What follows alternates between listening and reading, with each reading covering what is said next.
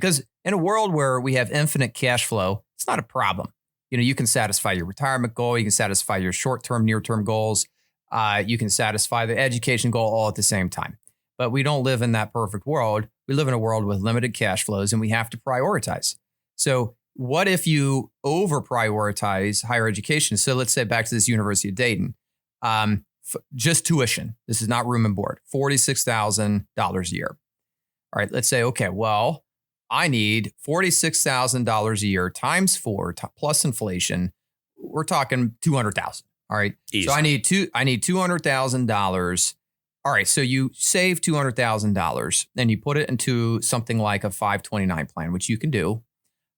And then you find out, oh, my child gets $100,000. I get 50% off. So now you've overcommitted $100,000 to a goal that is just sitting there. What do you do with that now? What do you do with that? So you're in a bad position. Well, and the government is wise to this. So if you look at the history of 529 savings plans, it really goes back to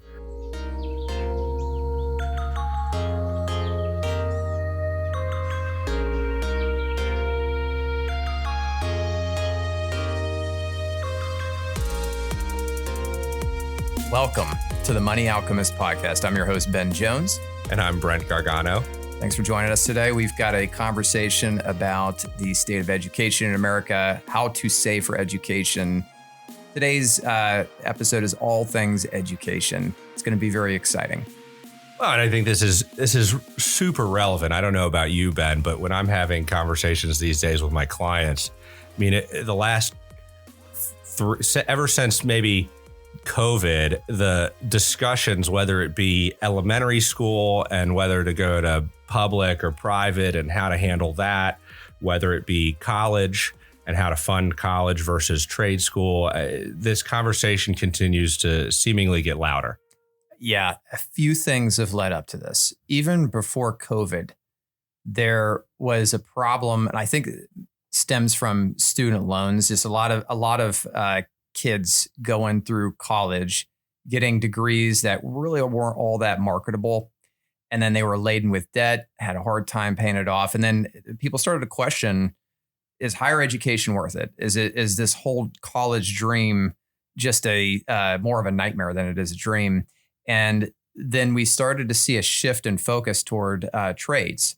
So people are more interested in trades now than ever before, since I've been alive. And then we had COVID, the 2020 lockdowns, and then the public schools, not to get too controversial here, but I think the public schools largely failed a lot of families. My family being one of them. Essentially, they just shut down. They just shut down. They said, here are your kids. You guys handle it. And we were in a good school district. And then, so what that led us, as we were reopening and getting back into the new normal, so to speak, we started to investigate, are public schools the right thing? And then you start to look into private schools. So the popularity of sending your kids to private school is huge. So there's a lot of things going on here. It's not just one thing. It's, saving for college has been increasingly difficult because the past 20, 30 years, inflation on higher education expenses has been out of control. The second thing is it hasn't been as effective. It's not a ticket to success that it once was. And the third thing is we're starting to see some chinks in the armor of our public education system. So, a lot to unpack there.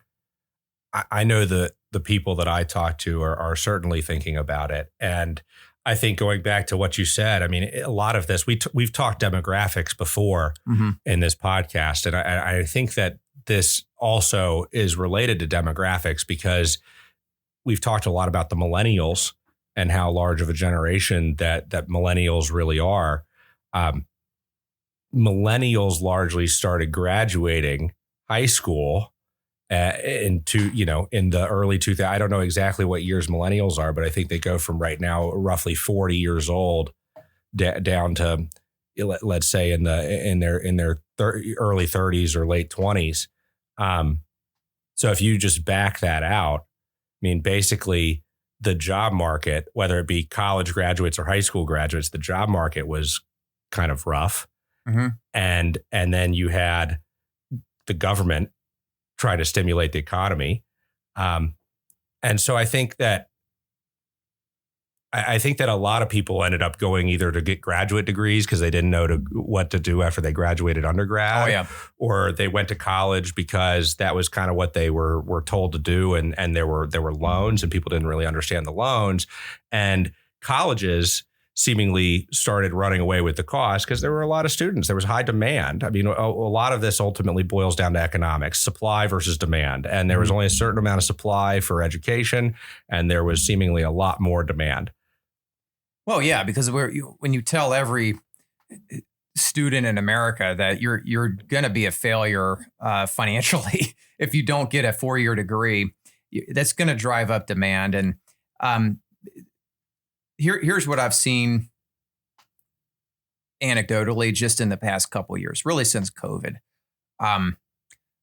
As I said, there's this big student loan problem. It is now known.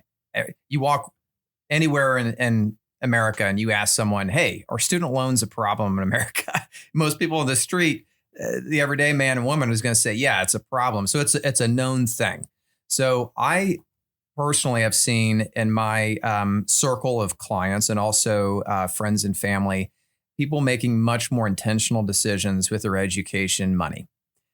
You're seeing folks graduate from high school and decide, I am going to figure out what I want to do before I go and spend money on education. And you're also seeing a shift towards an interest in trades. Some of my most successful younger clients are in trades. They are building houses, they're carpenters, they are plumbers, they're electricians. So you're seeing that pick up in interest as well. Now, that's just my anecdotal experience here in Midwest Ohio. Nationally, I would like to think that it's true nationally as well. Now, what's interesting, though, is that has driven down the cost of college. We were looking at the cost of tuition through public and private universities nationwide before the show. And it came as no surprise to me that the cost has actually come down a little bit, because over the past 4 years, when we've been running financial plans for education planning, I have noticed that college education, for the most part, when you're talking about local, common universities, not Ivy League necessarily, or, schools like MIT, but schools like University of Cincinnati, Ohio State, Xavier, the tuition has not really increased all that much. In fact, the evidence shows that it's going down. I don't know what resource was that you were looking at. So this statistic is from the National Center for Education Statistics. Mm-hmm. And basically, if you look at the cost of whether it be private 2-year, private 4-year, public 2-year, public 4-year schools over the last, I'll say since the early 70s, starting in about 1980, we really started to see an increase in tuition costs. And let's say ballpark, the average for all schools in 1980 looks like it's about $4,000 or $5,000 a year for tuition. Now that went all the way up to, by about 2020, nearly $15,000 a year for tuition. So let's say that tuition between 1980 and 2020, so 40-year time frame, on average was up 3 to 4x. Yeah. What do you think drove that?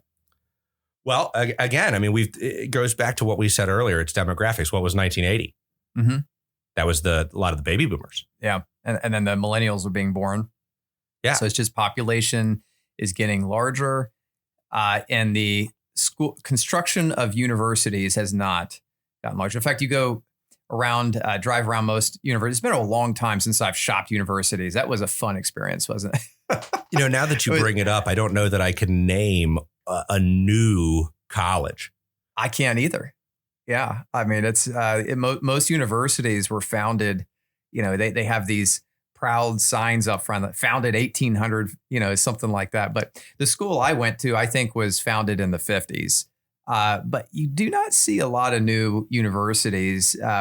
Maybe they are being created and they just don't achieve prestige until they've been around for 40, 50, 60 years plus. But just, interesting that, we don't see really, at least publicly, an expansion of the higher education system. Well, it certainly is a space with a moat, because if you think about, I mean, when you give your resume to XYZ, name a company, when you're getting out of college, and you want somebody that's reading this resume to give you a chance, I mean, there is some level of recognition that matters. I mean, if somebody looks down and they've never heard of the school that you went to, if it's good, bad, or otherwise, how do they, what's their connotation? Yeah, it doesn't provide any, sense of certainty that this student or this graduate went through a rigorous curriculum.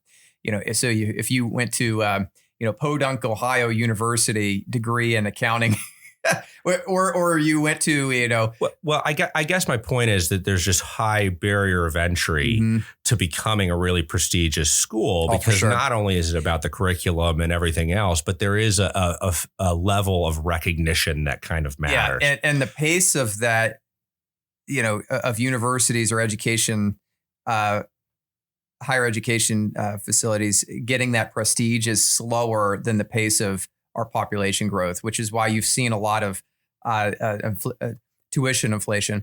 But as we've said, the bubble, it looks like it has popped. Demand for higher education is subsiding. I don't think it's declining. It's just flatlining. You're not seeing a massive increase. And I think that has a lot to do with individuals just really questioning, what do they want to do for a living? What do I want to do when I grow up? And they're deciding wisely to figure out the economics of their future before they invest $200,000-$300,000 in education. A lot of that is financed through debt. So just to give people an idea of the cost of education today, I'm looking at the Ohio State University Columbus campus, and the annual tuition plus room and board and all that. This is just for an in-state. This is an in-state tuition bill. I'll give out of state in a second, but it's $32,000 a year, just a little more than $32,000 a year. And this is now that includes not just tuition, but room and board. Yeah, tuition by itself is just $12,485. So if you live right next to the campus, and you don't need to pay room and board, and you've got folks that can feed you, and maybe you work a part-time job and can pay for books out of pocket. Yeah, it's much more reasonable. You can get a degree fairly cheap from a very good university. Now, if let's say your folks are from California and you want to send, I don't know why you'd want to send your kids all the way to Ohio. A lot of people from Ohio out there. Ohio State we send people all over the country. That's true. And it's a good college. Maybe the football is just too good to pass up. But if you're in California and you're wanting to send your son or daughter to Ohio State, that price, that tuition goes from $12,485 to $39,650. That's a big difference. Now let's look at a private university. So what's a good private university? We want to Dayton, University of Dayton. It's, and we'll get into this later, but you look at the cost of these schools. What's hard for a lot of families to measure is that any of these schools, we'll take Dayton as an example because I have a lot of friends that went to Dayton. You're going to see the full price for Dayton. I'll just spoil it. It's $46,170. So I don't want to single anybody out here, but the friends that I know that went to Dayton generally got what are called merit-based. They got scholarships basically for being smart. And so the amount of people I think that pay face value at some of these schools is hard. And that's one of the hardest things for, when you think about our client base, there's a handful just related to college education. There's a handful of, I'll say, phases. You have clients that are just having children and they have questions around, what is the cost of college going to be? How do I prepare for college so that I can have flexibility? Because at this point, I don't even know if my kid's going to go to college there's just so many unknowns when you have a 1 and a 2-year-old versus a 15 to a 17-year-old. So fast forward, as you have more information and you know more about how your child is churning out, then it's kind of like the medical system. If you look down at the cost for any of these schools, what you see isn't necessarily what you pay. That makes it so hard to plan for. It's terrible because not only are there different kinds of aid, so there's two different kinds of aid that these colleges can give you. They can give you merit-based, which means that essentially your test scores and your schoolwork, your academics are strong enough to where they want to give you a discount on tuition. Or you can get needs-based, which is essentially when you look at your family's expected contribution to that school or that education versus the cost of that school, you may get some discounted pricing. And different schools calculate those things differently. They have different merit-based programs. And a lot of these things, people don't realize that sometimes the game is as simple as being first in line. A lot of these programs are first come, first serve. So if you're filling out, applications and FAFSA forms and things like that too late in the game, you may even miss out on this. So all of this is to say that you can look down at any of these schools' tuition, but if you anecdotally go to any one of your friends, if you have friends that have kids in college or something like that, they probably all pay some decent money, but like what actually the students pay, what actually gets paid is not necessarily the sticker price. Yeah, you get the price you negotiate, essentially. And I find that the transparency in higher education costs is about equivalent to the transparency and costs of the healthcare system. I think this is very little transparency. You have to almost guess what you're going to get. And it's frustrating because what happens if you overfund this? Let's say you're trying to prepare your student for a future and you want that person to not be laden with debt. And you're thinking, okay, well, how much money do I apply to that goal? Because in a world where we have infinite cash flow, it's not a problem. You can satisfy your retirement goal. You can satisfy your short-term, near-term goals. You can satisfy the education goal all at the same time. But we don't live in that perfect world. We live in a world with limited cash flows and we have to prioritize. So what if you over prioritize higher education? So let's say back to this University of Dayton, just tuition. This is not room and board, $46,000 a year. All right, let's say, okay, well, I need $46,000 a year times 4 plus inflation. We're talking $200,000. All right. Easy. So I need $200,000. All right. So you save $200,000 and you put it into something like a 529 plan, which you can do. Talk about that in a minute, but and then you find out, oh, my child gets $100,000. They get 50% off. So now you've overcommitted $100,000 to a goal that is just sitting there. What do you do with that? What do you do with that? So you're in a bad position. Well, and the government is wise to this. So if you look at the history of 529 savings plans, it really goes back to, and maybe we can talk about this a little more, but where it goes back to is right as we saw those college costs started to increase in 1980. So 529s, as they stand today, weren't really enacted into the late 90s, but states individually in the early 80s started to put together their own state level college savings plans, whether it had been prepaid tuition plans or ways to invest, things like that. And over time, what happened is there was pressure on the federal system to give some federal tax benefits in this. So in I believe it was 1996, the 529, the actual section of the tax code that governs the 529 got passed.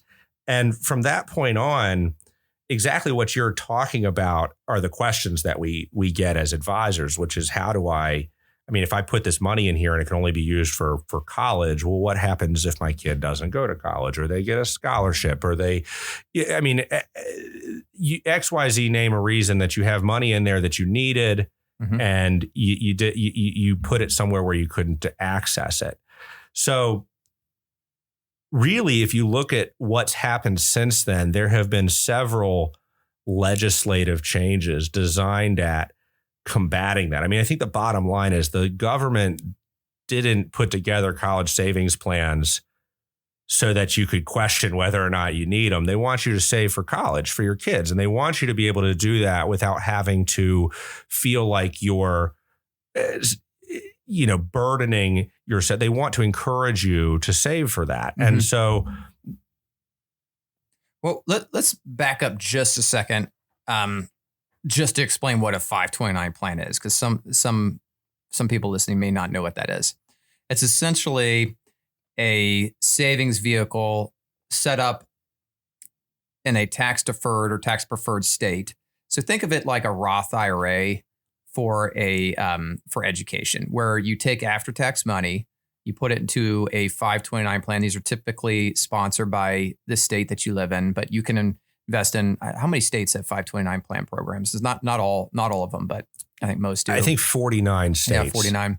So I know in the state of Ohio, for example, it's a college advantage plan.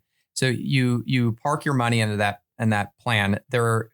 All the earnings in that plan are tax deferred so long as they are spent on qualified, what they define as qualified education expenses. This is essentially tuition, room and board, some things, I think like books.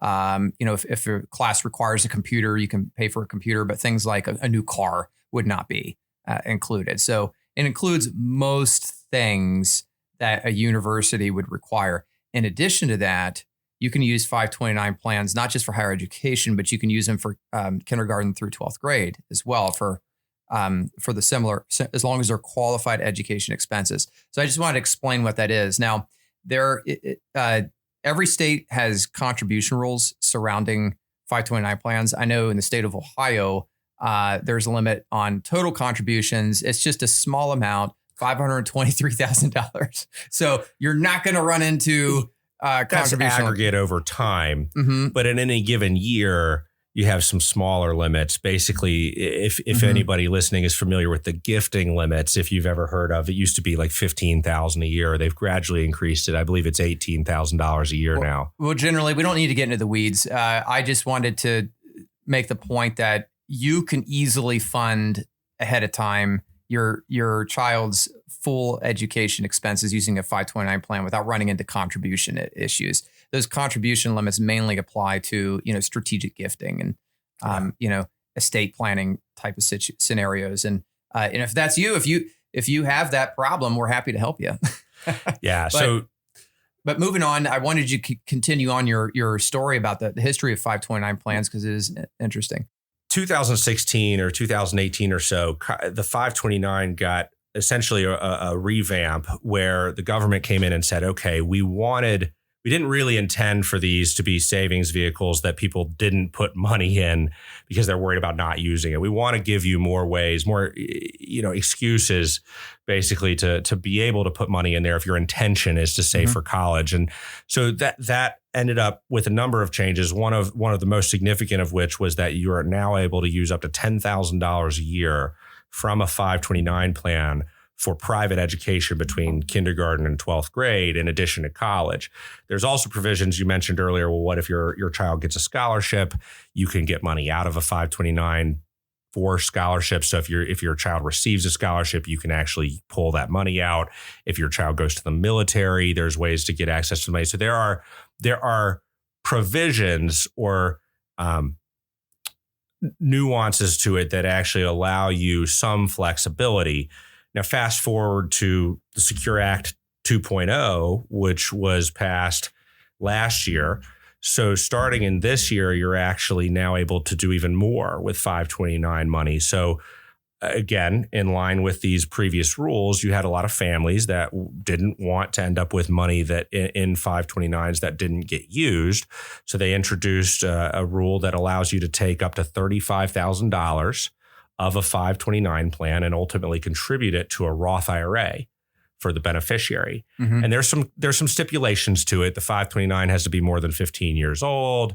The contributions have to be more than 5 years old. The beneficiary has to have income. It counts towards their own contribution. So, you need to work with a CPA, a financial planner, to get it done correctly. You can't mm-hmm. just take this money out of a 529 and make a Roth IRA contribution. It actually has to be done as a direct rollover.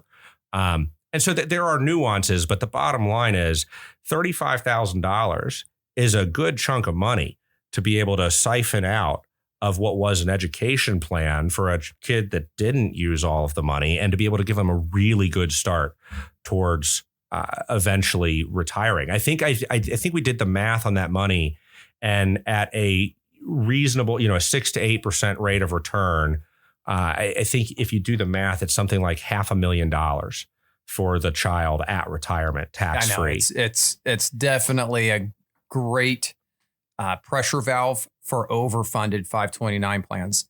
But let's be honest, at least in my experience, most clients do not overfund 529 plans. I think in my career, I've had 2 households do. But is that because they're not able to, or is that because they're nervous to? Because I think that's part combination of both. I think ultimately what it amounts to is that, and I think this is a good segue to the next phase of the conversation. Is like, okay, where should education funding fit in your the stack of financial priorities that you have? How important should it be?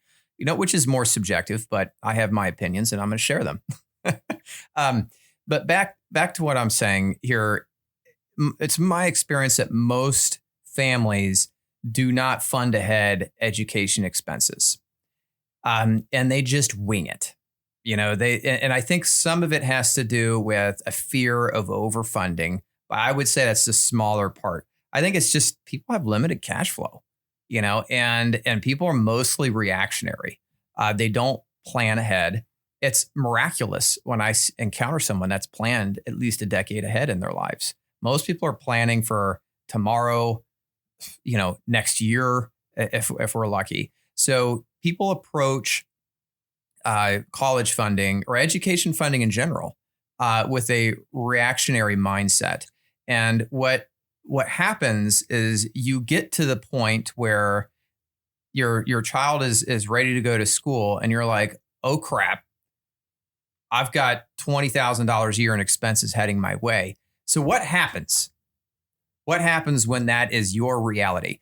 And what happens is this: you probably are going to be put into a position where you're forced to make some compromises. You're probably going to stop contributing to your 401k, stop making contributions to Roth IRA, stop making accelerated mortgage payments. By the way, I do want to get to paying off the mortgage early as a potential goal for this, or appropriate way to fund college expenses. I got a unique perspective on that. But you're going to devote as much free cash flow. You're going to try to commit as much free cash flow as possible to that goal. And then your student is hopefully going to be wise enough to chip in. I, for one, when I went through school, now I had a wonderful family that did help pay for some of it, some of the tuition. But my funding came from scholarship, grant money. I did take on some student loans, a nominal amount. My mom helped pay for it. So did my dad. And then I also worked my butt off as a waiter, and I paid my entire room and board for the whole 4 years, and books as well. But that's kind of the approach that most people take, is they get to that point and then they just figure it out. Sure. They figure it out. So one interesting thing I wanted to bring up, and I want to get your opinion on this, is when it comes to funding college, how do you feel about trying to pay your mortgage off early? Because the mortgage is not counted on the FAFSA, or your home equity. I'm sorry. Home equity is not counted on the FAFSA. And by paying off your mortgage early, by the time your first student goes to school, that frees up quite a bit of cash flow. And it's not included on the federal application for student aid.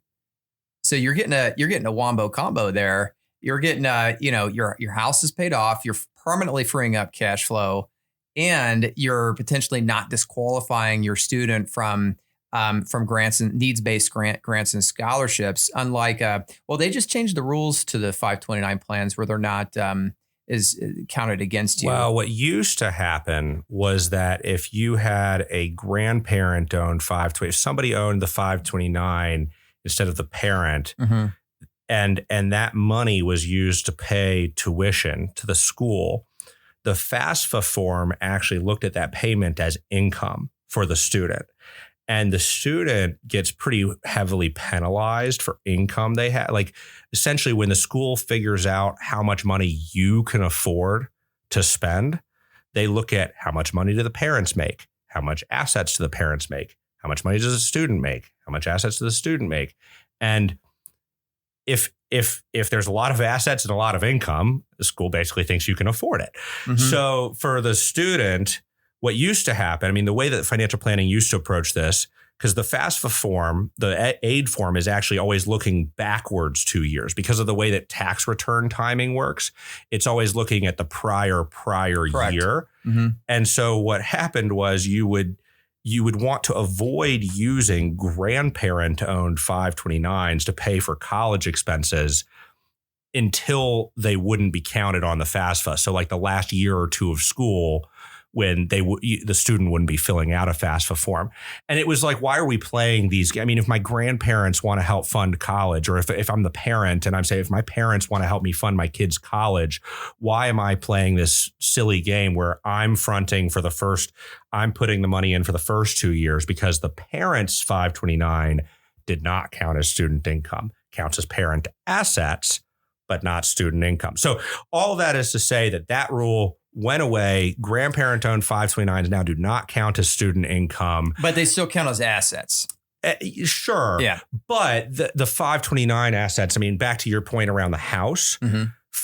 If you looked at a family and they had money in a 401k plan, money in a house, money in a 529, and money in a non-retirement investment account, that non-retirement investment account is not advent. I mean, that's going to work against you for AIDS. I mean, that fully shows up. The 529, there's a discount that gets applied to the value of it, again, such that you're not penalized through the aid system for having saved for your kid's college. So I think it counts at, if I'm pulling the math, I think it's like 5.6% of the 529 balance counts towards your assets. So it's a pretty small number.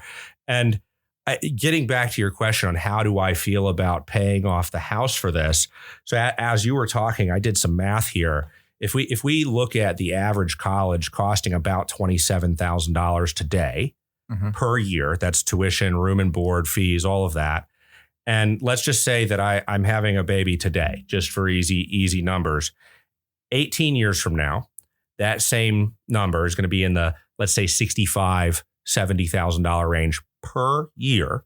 Okay. So we're talking about needing, I don't know, what, $250,000, mm-hmm. $300,000 for college over 4 years, mm-hmm. mind you. Okay. So we're not talking like my mortgage. I don't know about your mortgage. My mortgage is $1,012 a month. Yeah. I mean, I refinanced it in the pandemic. We've owned the house for a period of time. Eventually we're going to trade out the house, but like the mortgage, even if I pay it off, I don't lose my property taxes. I don't lose my upkeep. $1,000 a month is going to save me $12,000 a year. I mean, we are talking about needing like $5,000, $6,000, $7,000 a month. So if you're a family buying a house today and having a baby and hoping that paying off your house is going to free up enough cash flow 18 years from now to pay for your kids' college, I think you're forgetting about the fact that the mortgage does not increase annually for inflation. Correct. College increases annually for inflation. So doing my math, again, this is just simple math, but I plugged into the calculator, like how much money would you have to save every year if you earned an 8% rate of return to get $250,000 saved up? And it's a little less than $7,000 a year. I mean, we're not talking like huge amounts of money. I mean, $500, $600 a month isn't small, but if you compare it to the $5,000 a month that you might have to come out of pocket to react to it, it's pennies on the dollar, right? So I guess getting to your point, I guess if a family has a 16-year-old today and they have a $4,000 mortgage and they're almost paid off on their house, and they don't want and they have a big brokerage account that's going to count against them on their federal aid form, maybe there's a conversation to be had about sinking that money into a house, getting it off of the FAFSA, and then using the $4,000 a month to pay for college. I think for a family that's just now starting to save for a young child, I don't think it's practical. I'm inclined to agree with you. I think the law of diminishing returns applies here. but it's sort of in reverse where it makes the most sense. The 529 plans are particularly powerful when you have a lot of time. So if you're in emergency mode and you just so happen to have a chunk of non-qualified assets, or even just a good chunk of income where you could make accelerated mortgage payments and possibly pay it off prior to your first student going to school, or even your second or third, or however, if you're crazy like me, too many kids. But I do like generally the strategy. I think I do agree with your assessment that the 529 plan is more effective the more time you have, and probably the better solution. But paying the house off is not a bad solution either. And you could use a multi-pronged approach to potentially maximize student aid, which is, I think, becoming more and more critical. And I wanted to shift gears real quick and talk about student aid, because we're starting to see programs here in the state of Ohio. You've got this really nice. Well, before you go there, okay. So I know where you're going. You got something on your mind. Yeah. So you talk about paying off the house. Let me introduce another question. Okay. So what if? I mean, you and I have maybe some slightly different client base, but what if you have a family that bought a house 5 or 7 years ago, before the pandemic? They bought a house. Maybe they had their kids between 2010 and 2020. They moved into the house that was big enough for the family to grow. Maybe it's bigger than they'll need long term after the kids get out of the house. And they've managed to get a lot of equity in that house because COVID happened, and we've all seen what happened to the real estate market. So now they're sitting down at a house where maybe they've earned 50, 70% on the actual price of the house. Their mortgage is cheap. So what do you say to that family if maybe, kind of out of line with your paying off the house strategy? What if do you think it could ever make sense to downsize as the kids are getting into college, unlock that home equity, and then leverage some of that home equity to help the kids with their college? Oh, for sure. Why wouldn't you? But in my experience, people don't downsize. They sell their home and they upgrade. They may downsize the square footage, but that doesn't necessarily mean you're getting money. Downsizing in Ohio actually doesn't take place. I think it does take place in certain states. I forget where I saw this study. I think it was in the Vanguard retirement readiness study. There was a link to an analysis on the states in which it made sense for people to downsize. And it were in basically high rent states, like California, New York. Where it mattered is if you can move one zip code over and have properties that are 1/3 the price. If you live in an area where one zip code's really, really nice and the next one's really not as nice, you can play that. But if you live in a state where kind of all the areas are more similar, it's harder to get kind of the benefit of buying down. This obviously is not an episode on downsizing, but it is my experience that when folks, quote unquote, downsize, what they end up doing is they end up spending more money. They'll sell their, $800,000 house. So we live in Cincinnati, so let's be honest, it's probably closer to $500,000. But they sell their $500,000 house and then they buy a $650,000 ranch. That's what they do. So anyway, I call into question the logic of your scenario. I agree with you. The premise of this is that we both agree that kind of hodgepodging these hot fix strategies in the last handful of years is not really a plan. Yes. And really what you should be doing, even though your opinion is most people aren't, and maybe that's right, but what you should be doing is planning for this early, because the cost, if you save over time and you are thoughtful about how you approach it, the cost is pennies on the dollar relative to being reactionary. And on top of that, any concerns around, hey, are 529s going to, am I going to end up being able to use this money? Look, the government, since these things have been put in place less than 30 years ago, they have come a long way in terms of offering you more flexibility.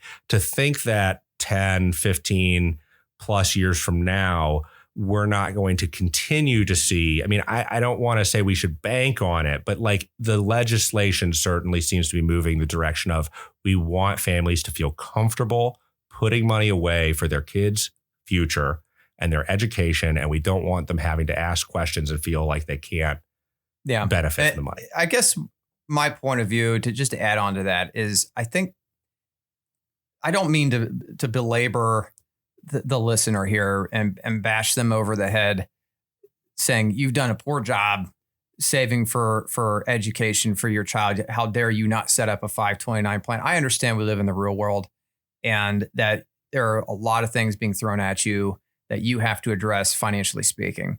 And this is just one more thing. And it is discouraging, I think, to try to wrap all of your finances around all the responsibilities coming at you. And we have to essentially choose at what are we going to fail at, essentially, and I personally prioritize financial goals this way. I think retirement, number one, you need to focus on your own retirement, because if you do not, you are going to be someone else's burden. You're going to be a burden to your family. You're a burden to your kids. All right. So retirement above education. All right. After that, I think education, take care of your kids, make sure that they have a good, and I'm not just saying, buy them college and then you're done. No, it's, I wish it were that easy. Now you have to set your kids up to be competent. You have to coach them in the proper career goal. You've got to find out what their talents are, what they're good at, and encourage them in those directions. And then you have to find out, okay, well, what, is that talent economical? Can they make a living at it? So there's a lot that goes into it. I think we as parents need to really guide our kids. That doesn't mean you walk them like a dog on a leash, because then they are not able to be competent, but you need to encourage them in that right direction. And then you can feel good that your investment in higher education is not going to be wasted. Because I have seen multiple scenarios where parents have haphazardly just said, you're going to this university. And the kid was like, what do I want to do? I don't know what I want to do. And they just went into this university, not realizing that they're there for a reason. And then they graduate with all this debt. Some of them don't even graduate.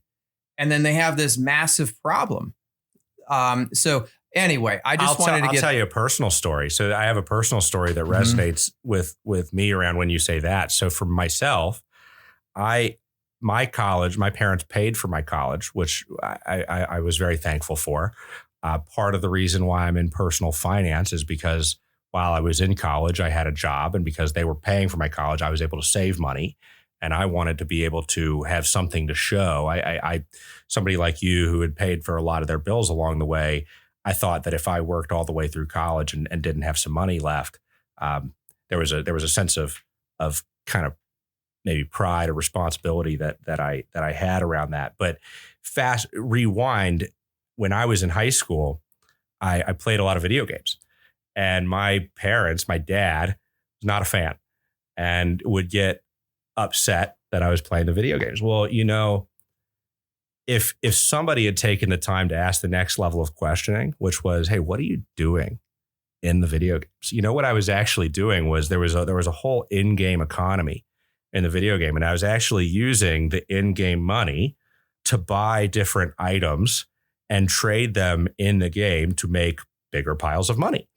And so turns out when I was in high school, I was making billions of GP in RuneScape.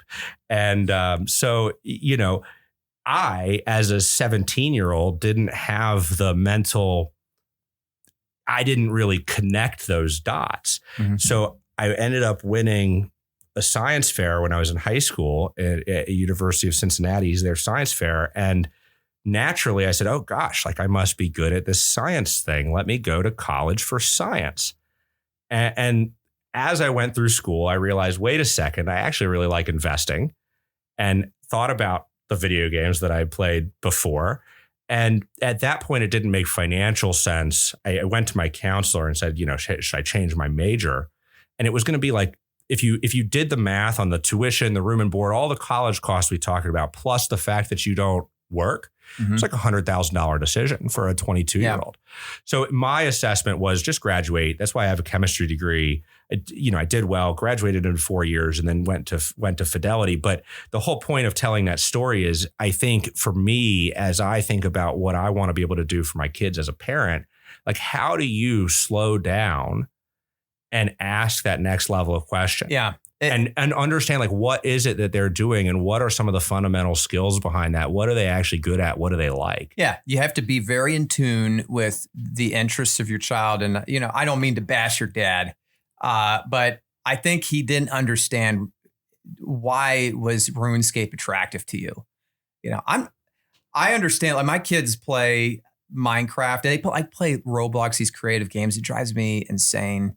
Because I don't necessarily like I understand. I don't like it when my kids watch too much TV. I understand the face value of the problem. Yeah. Like I resonate with where my dad was coming from, right? It's just, how do you as a parent get kind of out of your head on some of those preconceived notions? You have to ask some of those questions and really figure out. You got to find out what is driving their interests, and then find out how do you harness that productivity and point it into a career path for them.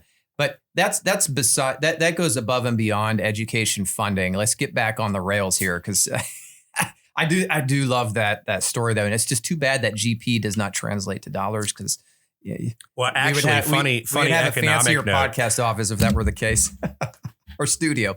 Funny economic note that it does actually, just people do sell that stuff for real money. So there's entire. I mean, you can get into the video game economy, but did you know it's not illegal to hack somebody's video game account, steal their money in the video game, and then go sell it for real world dollars? Well, I don't know what I'm going to do with that information, but thank you. Well, criminal rings around it. Anyway, sorry, you can to the editor, you can edit that out. No, I think we should leave that in. That's definitely that's going to make the cut. Okay. I do like that. All right, so talking about back to what I'm saying, like.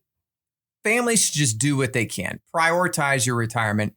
If there's money left over, which there should be, let's face it, there should be money left over. If there's no money left over, you probably should reassess your career or your expenses. Go see an advisor, sit down with them, figure out where things are off. And I understand that's not fun to do. It sucks. It's like going to the dentist. The dentist tells you, oh, you got to be flossing every day. It's like, oh, thank you. So to some extent, your financial advisor is going to tell you that you need to do things to improve your financial health. And a lot of those things are not necessarily fun, but we have to look at the challenge head on and face it. So after you've addressed retirement, there should be money left over for education. Do what you can. And then when you get to that point, that goal, hopefully you're not shocked by the scale of the goal, because it is large. Not only you should not be so mired in the financial challenges of higher education that you neglect your child and you forget they're doing this to be economically viable. And then maybe you can devote more of your mental energy towards helping that child find that proper career path and be there for them, be present for them. And I did want to mention real quick too, that 529 plans are great to fund, not just for higher education, but also for, K through 12, as we mentioned. And, there's a lot of needs-based, and not necessarily needs-based, but there's a lot of scholarships available in every state for K through 12 as well. I know I'm shifting gears kind of abruptly here, but I did want to mention this. And that is the EdChoice program in Ohio. And then you mentioned there's a lot of other states that have this a type of program out there that people just don't know about. There's somewhere between $6,000 and $8,000 per year available in scholarship to virtually any family in the state of Ohio to apply towards private schooling. Which is something that is pretty new within the past 2 years. What's happening is, we talked about it before with the public system versus private system, and states are recognizing that more families are wanting to take advantage of some of the private schools, and they're trying to provide families more choice, more flexibility, aka that's why in Ohio they call it EdChoice. What it boils down to is essentially a tax transfer system that allows you to transfer kind of what your costs are of, if you live in a district that has a public school, you're paying taxes to that public school whether you use it or not. Yeah. And so what they're really trying to do, it sounds like, is take parents that live in those districts that choose to send their kids to private schools and return some of those tax dollars to them. Is that the right? I am a big fan of this. And I do want to tie it into the 529 plan because I want to explain what I do, what my wife and I do. And that is we fund 529 plans. We overfund them. And we put the tuition that we are responsible for, because we do get the EdChoice. It's a wonderful program. I'd encourage anyone listening who lives in Ohio to check it out. If you're considering sending your child to private school, just go to EdChoice. I think it's edchoice.gov, if I'm not mistaken. And like you said, there's multiple states that have these programs. So it's not just an Ohio thing. I'm looking at a list here. I would say that maybe a third of states have something like this. Yeah, just investigate it a little bit. Talk to a local financial advisor. Talk to us. We're happy to look it up for you. But so I find out, okay, what do we benefit from? How much is left over that we are responsible for? And then I tack on, okay, how much do I need to save for college for my kids? And then that is the amount that goes into the 529 plan for every child. And it's just autopilot. What's really nice about 529 plans, by the way, is a lot of them do payroll deduction. Did you know this? You can, this is a slightly separate note, but I do believe in one of the things that I work with a lot of my clients to do is to automate their savings, whether it's a 529 plan, retirement savings or not, figuring out how you can set up your paycheck so that it sends money directly to these other accounts. That's key. So I would assume that you could do that for 520. I think there's also a lot of these plans have like QR codes you can generate so that if family wants to give money to the kids, you can give them a QR code and they can make a gift. I mean, there's all sorts of contribution rules. How much plastic crap do you get every birthday and every Christmas from everybody? And it just accumulates. We talked about this in our episode on the house about housing. Gosh. Is like, you mentioned in your house, they used to have a family of 4 that lived there. Is that right?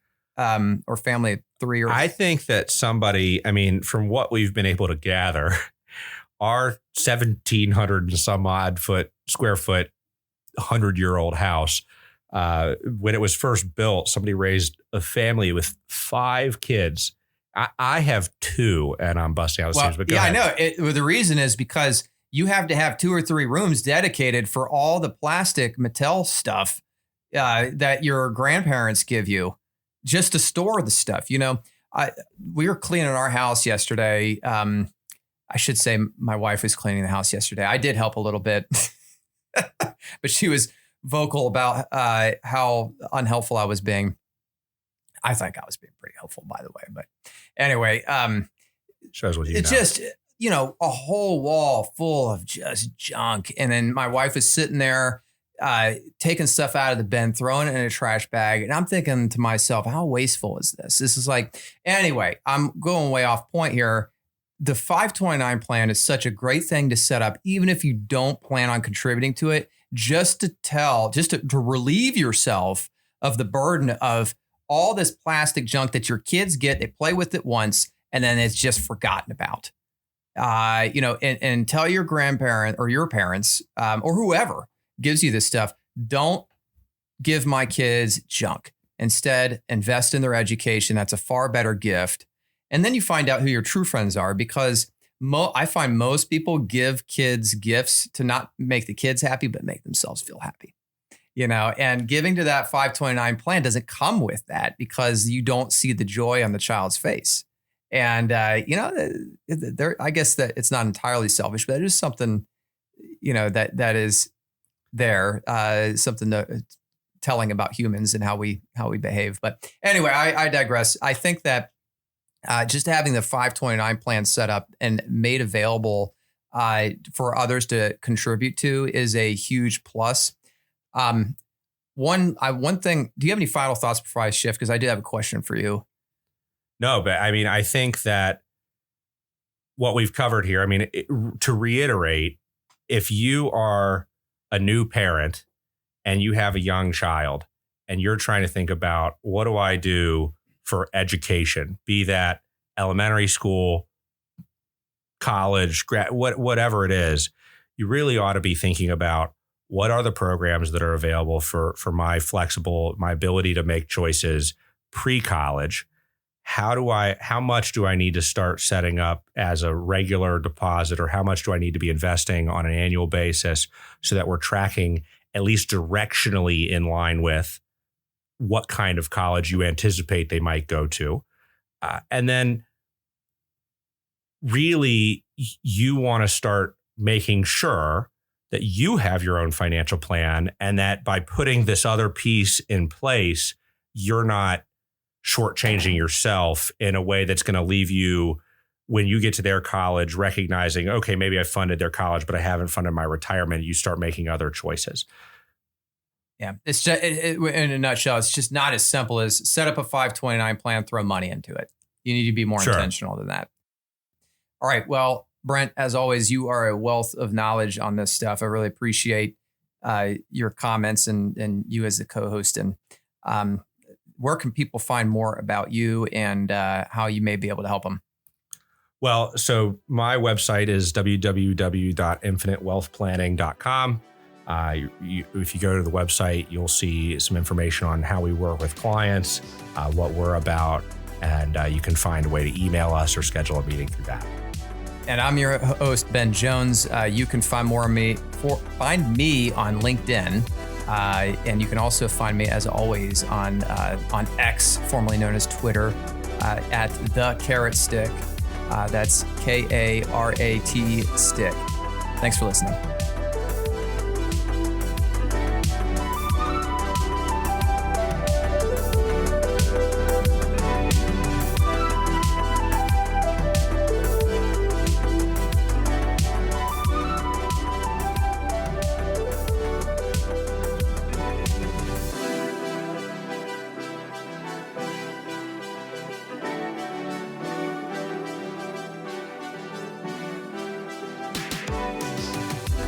Securities offered through LPL Financial, member FINRA, SIPC. Advisory services offered through National Wealth Management Group, LLC, a registered investment advisor and separate entity from LPL Financial, LLC.